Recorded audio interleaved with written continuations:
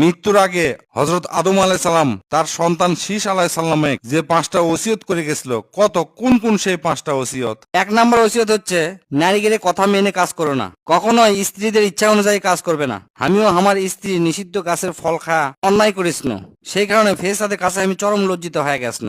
2 number, পরামর্শ করে কাজ করো, কোনো কাজ করার আগে পরামর্শ করে নেবে। আমি যদি ফেরেশতাদের সাথে পরামর্শ করে নিই তাহলে আমার আর এই ভুল হলো না, জান্নাত থেকেও আমাকে বানান লাগলো না।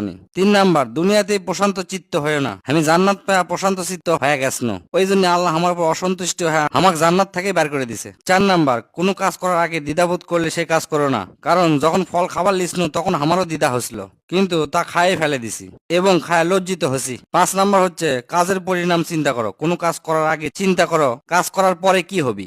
আমিও যদি চিন্তা করনি তাহলে আজও আমি জান্নাত থাকে কেন নি। এই 5টা। এলে কি কথা করছিস তুই? তোর মাথার তো কোনো বুদ্ধি নাই, মিসাই কুমার থেকে কিবা শুনে উল্টা পাল্টা বকিচ্ছ তুই। শোন কি কি 5টা ওসিয়ত করছে, ভালো করে শোন। প্রথম ওসিয়ত করছিল, তাওহীদের উপর অটল থাকো, এক আল্লাহর উপাসনা করো, তার সাথে কোনো শিরক করো না। 2 নাম্বার, সৎ চরিত্র এবং ন্যায়পরায়ণ জীবন যাপন করো। 3 নাম্বার, আল্লাহর নির্দেশ পালনে দৃঢ় থাকো। এক সময় আল্লাহর পক্ষ থেকে সর্বশেষ নবী আসবে, তার নাম হযরত মুহাম্মদ সাল্লাল্লাহু আলাইহি সাল্লাম। এ খবর তুমি সকল মানুষকে জানিয়ে দিবা এবং তিনিই হবেন শেষ নবী।